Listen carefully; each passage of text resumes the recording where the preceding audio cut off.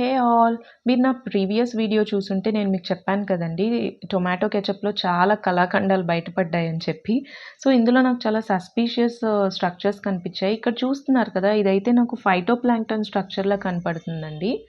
జనరల్‌గా ఈ ఫైటోప్లాంక్టన్ అనేది మనకి వాటర్ బాడీస్‌లో ఉంటాయి.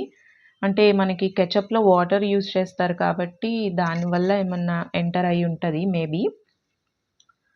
అండ్ ఇక్కడ ఈ హైఫల్ స్ట్రక్చర్స్ కనపడుతున్నాయి చూడండి. ఇవి ఫంగల్ హైఫే లాగా ఉన్నాయండి. అండ్ ఇందులో ఫైబర్ కూడా కలిసుంది. ఎందుకంటే మనకి టొమాటోలో ఫైబర్ ఉంటది కాబట్టి. ఫంగల్ హైఫేలా కూడా అనిపిస్తుంది ఇది చూడ్డానికి. ఇంకా చాలా డిఫరెంట్ స్ట్రక్చర్స్ కనిపిచ్చాయండి. జనరల్‌గా నేను పల్ప్ ఒక్కటే ఉంటది కదా అనుకున్నాను. పల్ప్‌తో పాటు ఇవన్నీ బయటపడ్డాయి. అండ్ ఇక్కడ మీరు చూడండి ఇది చాలా ఇంట్రెస్టింగ్‌గా ఉంది కదా! అది ప్లాంట్ సెల్స్ అండి అవి. చాలా క్లియర్‌గా కనపడుతున్నాయి ప్లాంట్ సెల్స్ అనేవి.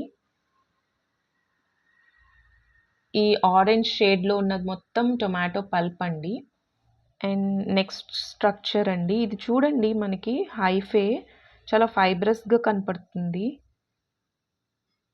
అంటే ఇందులో ఫైబర్ అండ్ హైఫే 2 మిక్స్ అయ్యి ఉన్నట్టుందండి.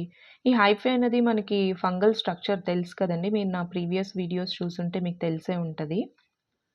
సో, ఇవన్నీ మనకి మూవ్‌మెంట్ లేదండి. కదలట్లేదు. ఎందుకంటారు? ఇది చూడండి.